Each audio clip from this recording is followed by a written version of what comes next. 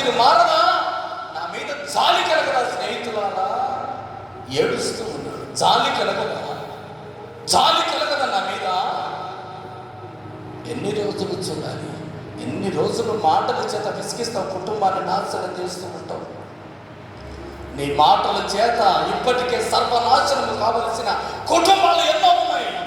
భార్యాభర్తల మధ్య సమాధానము లేక ఎన్నో మాటల పోట్ల వంటి మాటల చేత ఎంతోమంది హత్యలు చేసుకుంటున్నారు, ప్రాణాలు తీసుకుంటున్నారు. కొంతమంది అయితే తన ప్రాణాలు విరక్తి పొంది ఇదిగో సన్యాసులు కలిసిపోయారు. కొంతమంది ప్రజలందరూ చస్తూ ఉన్నారు. అయినా మార్పు రాదా? ఎన్నాళ్ళ మటుకు నీవు, ఎన్నాళ్ళ మటుకు మారదు? నీ అభిప్రాయాన్ని మార్చుకోలేవా? నీ సొంత ఆలోచనలు మార్చుకోలేవా? దేవునిని ఆరాధిస్తున్న నీవు ఒక రోజున ప్రధాన పురుష శబ్దం విని దేవుని సంతకు వెళ్ళాల్సిన నీవు నీ నోటి మాటల చేత హద్దు లేకుండా ప్రవర్తిస్తున్నావే. చాలు లేదా? కనికరము లేదా? భర్త మీద భార్యకు, భార్య మీద భర్తకు కనికరము లేకుండా మాటల చేత హింసిస్తూ ఉంటారు. జాలి కలగాలి. హల్లెలూయా. జాలి కలిగిన దేవుడు మనం ఆరాధిస్తున్న దేవుడు. జాలి కలిగిన దేవుడు మనం ఆరాధిస్తున్నది. జాలి లేదండి. ఆ మాటలు చూస్తూ ఉంటే అప్పటికే బాధపడుతూ ఉన్నాడు. ఎవరు? యోబు. ఏమంటున్నాడంటే 14 వచ్చిన నుంచి చదవండి 21 వరకు చాలా బాధలు ఉన్నాయి ఆయనవి. నేను క్లుప్తంగా ముగించబోతున్నాను, సమయం అవుతుంది.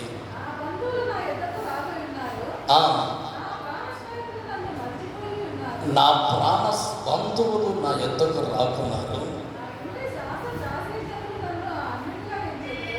నా స్నేహితులు నన్ను మర్చిపోయి నా ఇంటి దాస దాసులు చెరువులు నన్ను అన్నునిగా ఎంచారు.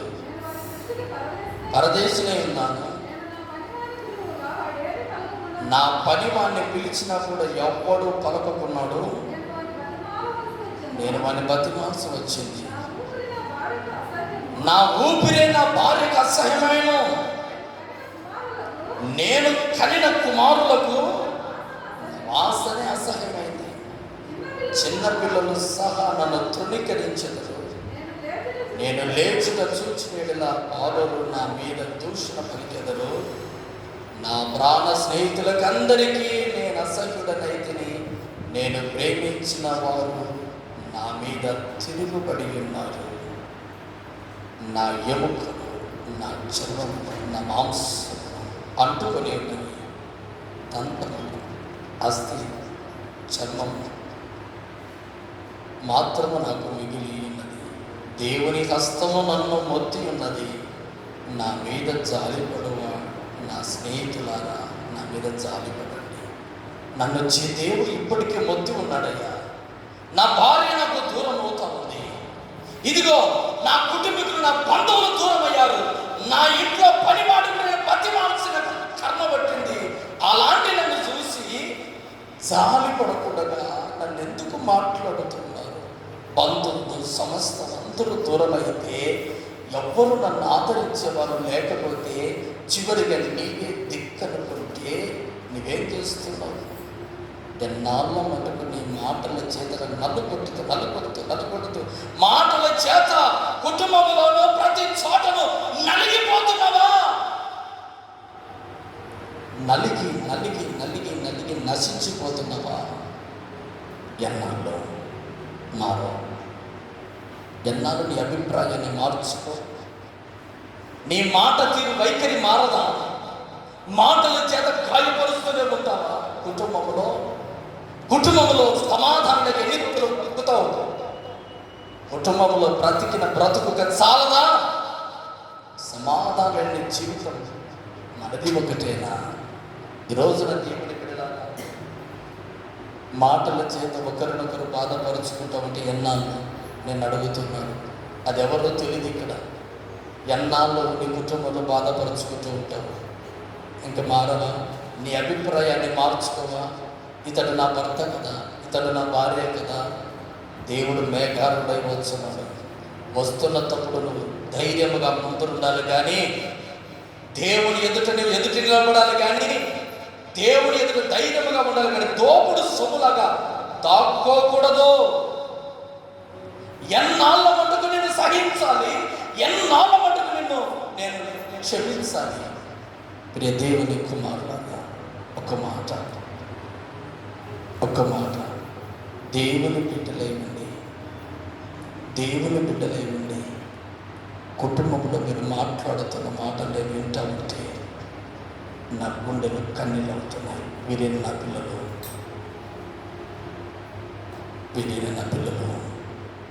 వీరేని నేను పెంచుతూ ఉన్నది.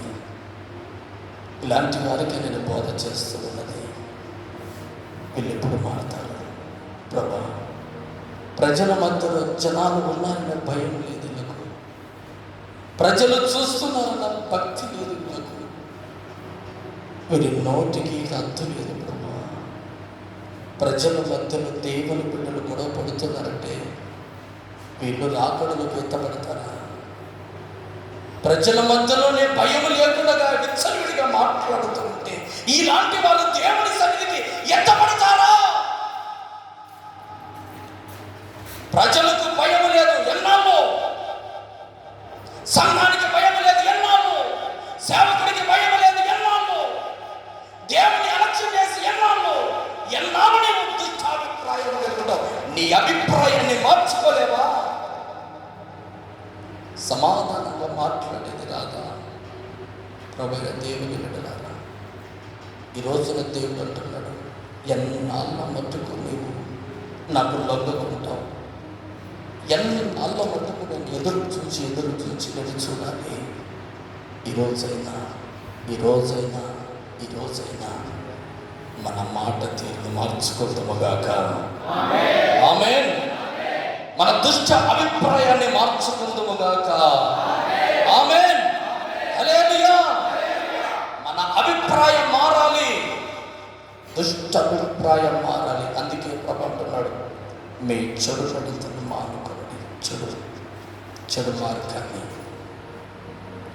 ఇదిగో నేను ఎన్నాళ్ళు రక్షించబడకుండానట్లు మీ హృదయం నుండి చెడుతనమును కడిగి వేసుకోండి.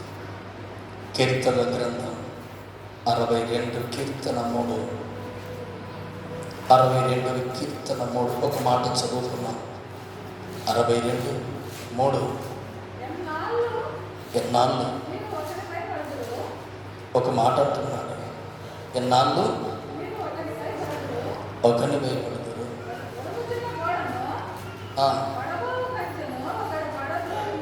ఏమంటున్నాడంటే, ఒరుగుచున్న గోడను పడబోవు కంచెను ఒకడు పడదోయినట్లు మీరందరూ ఎన్నాళ్ళు ఒకరు పడదోయుదురు.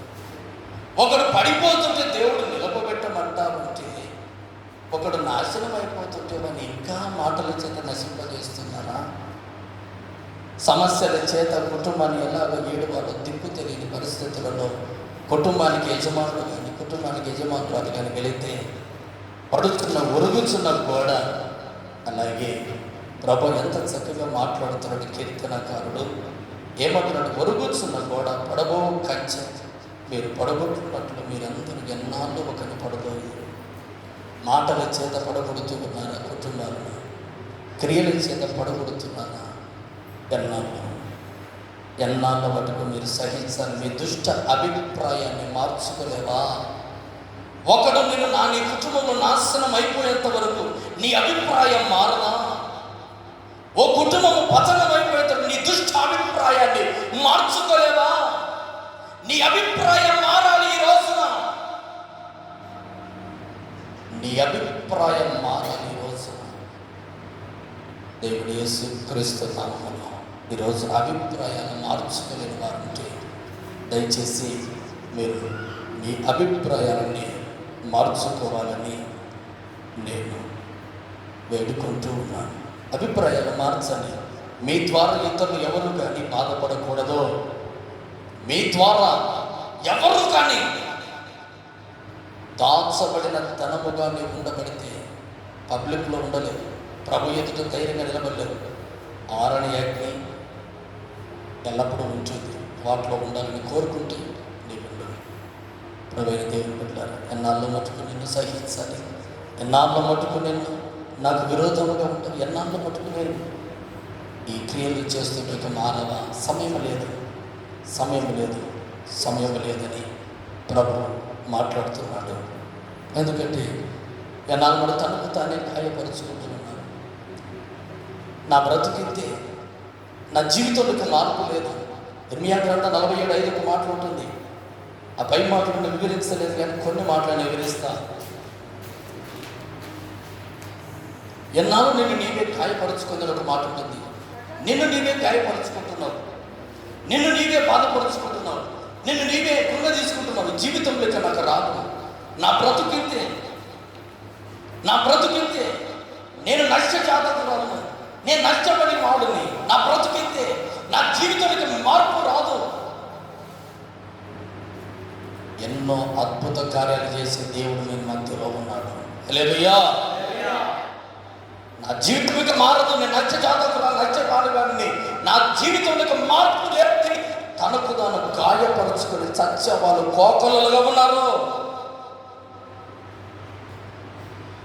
నా జీవితంలో ఆశీర్వాదం లేదు, నా జీవితంలో, నా పిల్లల జీవితంలో నెమ్మది లేదు. నా పిల్లలు గొడవ పడతా ఉంటే ఒక రోజున తల్లిదండ్రులు ఆశీర్వాదంగా బ్రతుకుతున్నారండి. భార్యాభర్తలు గొడవ పడుతున్నారు తల్లిదండ్రుల ముందే. తండ్రికి ఎంతో గౌరవం ఉంది, ఎంతో ప్రఖ్యాతి ఉంది, ఎంతో ఘనత ఉంది. అలాంటి వారికి 10 మందికి వెళ్ళి సభలో చెప్పేవాడు, 10 మంది సంసారాలు నిలబెట్టేవాడు. అలాంటి వ్యక్తి ఆ కోడలు కొడుకు కొట్లాడుతూ ఉంటే ఎలాగో తల దించుకోలేక, ఎలా చెప్పాలో చేయలేక 10 మందిలోకి వెళ్ళినప్పుడు ఇదిగో నీ కుటుంబాన్ని నువ్వు సరిదిద్దుకోలేవు అన్నప్పుడల్లా తల వంచుకొని ఇంటికి వచ్చి ఇదిగో నేను ఈ బ్రతకలేనని చచ్చిన వారు లేరా? ఉన్నారో. దేనికి? కేవలం మాటల వల్ల. నువ్వు గొడవపడుతున్న కారణాన్ని బట్టి నిన్ను కన్న తల్లిదండ్రులు కూడా కొనిపోసుకొని చస్తూ ఉన్నారు.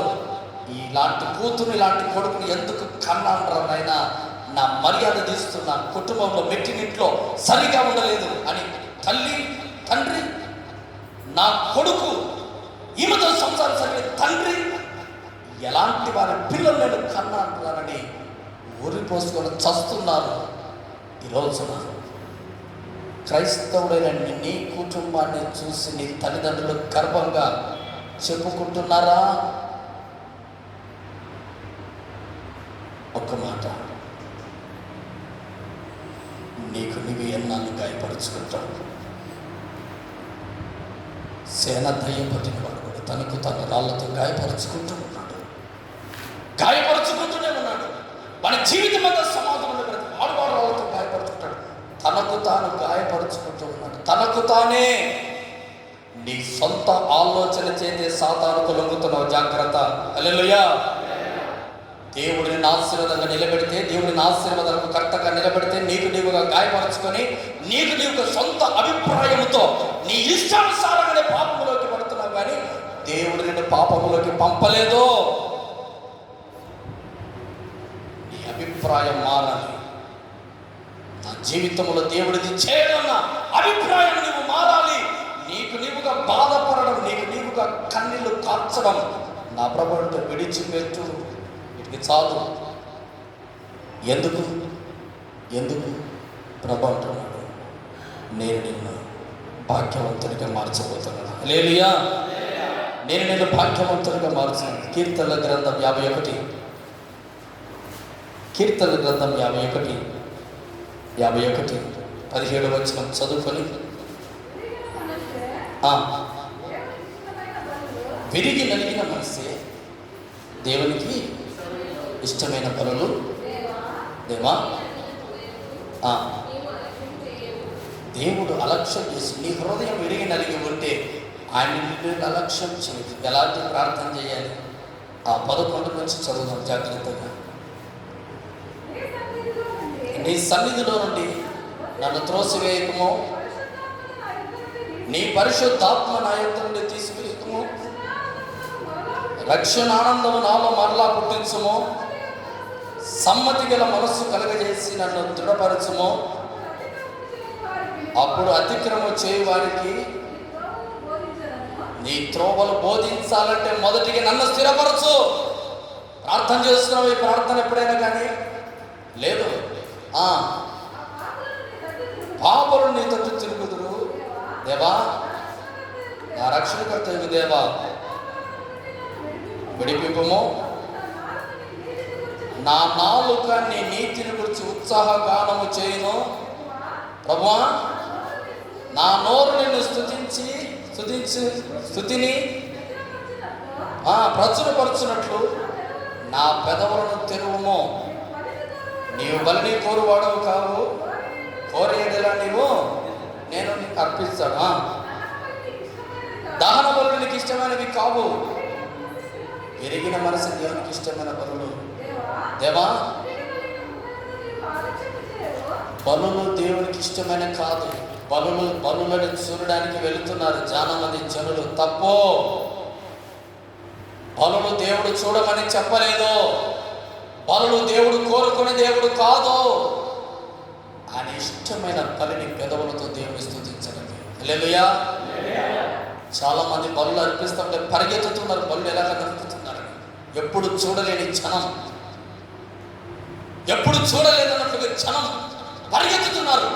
ప్రాణం పోతా ఉంటే ప్రాణం మనుషులకు పండుగ. ప్రభావాన్ని రక్షించని ప్రార్థన చేయాల్సింది మనుషులు. ప్రభావాన్ని అలాంటి పరిస్థితుల నుంచి ప్రభా నా బిడ్డలను రక్షించండి నాయనని దేవుని సన్నిధిలో ప్రార్థించవలసిన బిడ్డలు ఎక్కడున్నారండి? పరుడి దగ్గర ఉన్న ఎంతకని శాపం మరొకటి లేదు.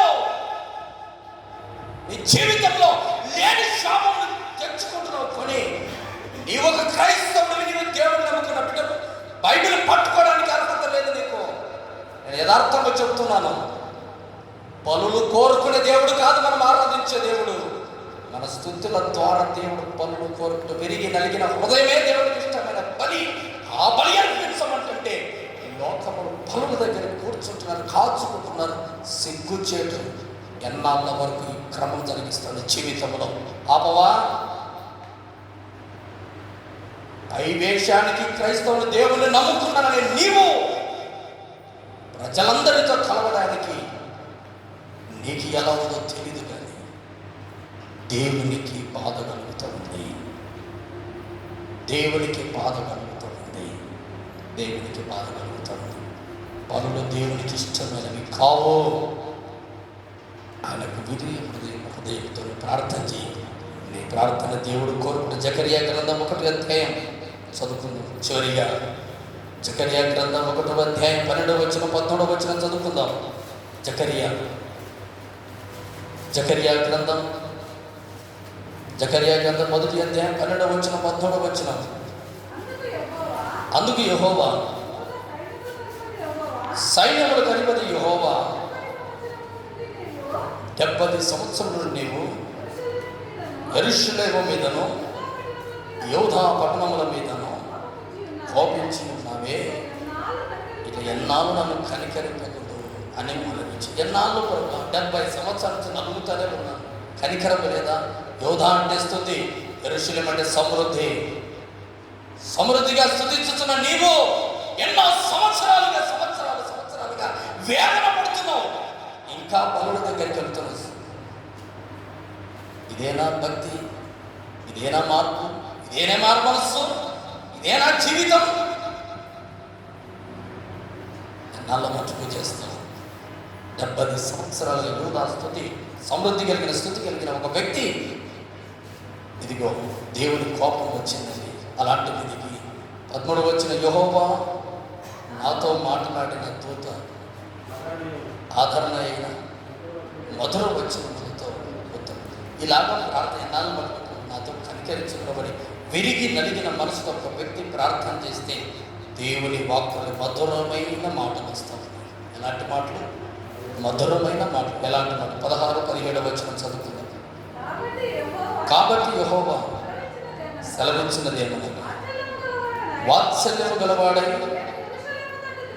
నేను యెరూషలేము తట్టు తిరిగి ఉన్నాను. అందులో నా మందిరము కట్టబడును. యెరూషలేము మీద శిల్పకారులు హోలు సాగలాగుదురు. ఇదే సైన్యముల యెహోవా, నీవు ఇంకనూ ప్రకటన చేయవలసినదేమనగా, ఇక నా పట్టణములో వాక్యముతో మరి ఎక్కువగా నిండు. హల్లెలూయా.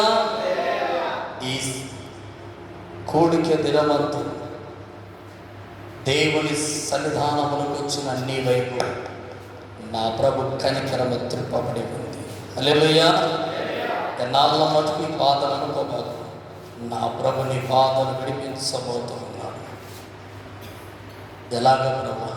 ఇదిగో ఎన్నాళ్ళ మటుకు శ్రమలు అంటున్నావా? ఇక నా పట్టణము వాక్యముతో మరి ఎక్కువగా నిండను. ఇక నువ్వు యెహోవా సన్నిధిలో ఓదార్చును. దర్శకుడు ఆయన ఇక్కడ కోరుకొను. ఈ రోజున నిన్ను ఓదార్చి నిన్ను భాగ్యవంతులుగా చేయడానికి నువ్వేం చేయాలంటే, దేవా ఈ శ్రమలు ఎన్ని రోజులు ఉన్నాయి, నన్ను క్షమించండి. ఇక నా కుటుంబాన్ని, నా పిల్లలను ఆశీర్వదించ మొదలుపెట్టు. భాగ్యముతో నా ప్రభు నీ కుటుంబాన్ని, పిల్లలు నింపబోతున్నాడు. హల్లెలూయా. అందరూ మోకరిద్దాం. భాగ్యముతో నీ ప్రభు నీ కుటుంబాన్ని నింపబోతున్నాడు. స్తోత్రం, స్తోత్రం, స్తోత్రం, స్తోత్రం, స్తోత్రం, స్తోత్రం, స్తోత్రం, స్తోత్రం, స్తోత్రం, స్తోత్రం. మహోన్నతుడానికి స్తోత్రం, స్తోత్రం, స్తోత్రం. ఇదిగో యెహోవా సెలవిస్తున్నది ఏమనగా, దేవునికి ఎన్నాళ్ళు నువ్వు లొంగకున్నావు. ఇదిగో దేవుడు అంటున్న ధర్మశాస్త్రాన్ని ఆజ్ఞను ఎన్ని రోజులుగా నువ్వు అతిక్రమిస్తున్నావు, నన్ను ఎన్ని దినాలుగా నువ్వు నిర్లక్ష్యం చేసావు.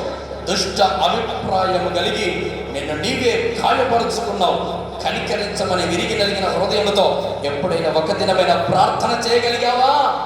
ఈ దినమందు నిన్ను భాగ్యవంతునిగా ప్రభు మార్చుతూ ఉన్నాడు. ఈ రోజున నిన్ను ఓదార్చడానికి నా ప్రభు రాబోతున్నాడు. స్తోత్రం, స్తోత్రం, స్తోత్రం ప్రభా. యేసయ్యా నీకు స్తోత్రం. నిన్ను నీ కుటుంబాన్ని భాగ్యవంతునిగా, నిన్ను నీ కుటుంబాన్ని, నిన్ను నీ కుటుంబాన్ని, నిన్ను నీ కుటుంబాన్ని యేసయ్యా నీకు స్తోత్రం భాగ్యవంతునిగా మార్చబోతున్నాడు. నిన్ను నీ కుటుంబాన్ని ఓదార్చడానికి ఏ కనిల మధ్యలో ఇక్కడికి వచ్చావో, ఇదిగో ప్రభు నిన్ను విడుదల కోరాలని, విడిపించాలని ప్రభు ఈ మధ్యలోనికి నడిపించాడు. ప్రార్థన చేయి. విరిగి నలిగిన ప్రార్థన. ప్రభా ఎన్నాళ్ళ మటుకు నాకు ఈ కన్నీళ్ళు, ఎన్నాళ్ళ మటుకు నాకు ఈ శ్రమలు, ఎన్నాళ్ళ మటుకు నాకు ఈ ఓదార్పు లేని జీవితం. నా తండ్రి నన్ను ఆదరించరా. యేసయ్యానికి స్తోత్రమని, యేసు రాజ్యానికి స్తోత్రమని ప్రార్థన చేద్దాం. స్తోత్రం, స్తోత్రం, స్తోత్రం, స్తోత్రం. యేసయ్యానికి స్తోత్రమునైనా, యేసు రాజ్యానికి స్తోత్రమని ఎవరికి వారం ప్రార్థన చేద్దాం. యేసయ్యానికి స్తోత్రం, స్తోత్రం, స్తోత్రం, స్తోత్రం. ఆహా నా ధన్యత, ఓహో నా భాగ్యము, ఏమని వివరింతును, ఏమని వివరింతును. ఆహా నా ధన్యత, ఓహో నా భాగ్యము, ఏమని వివరింతును. యేసయ్యా ఏమని వివరింతును. నిన్ను కని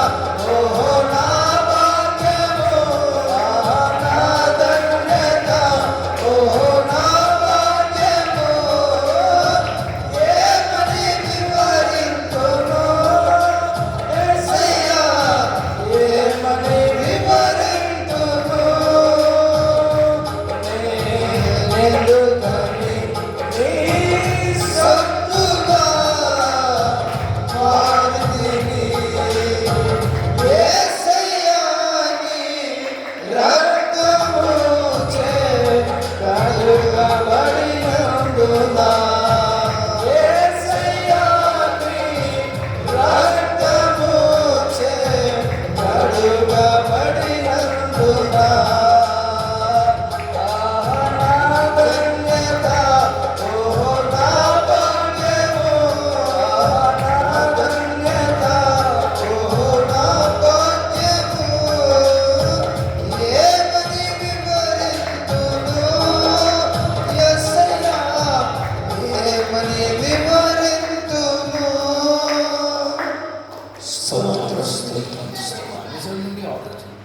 స్తోత్రం పరిశుద్ధ స్తోత్రం నాయన.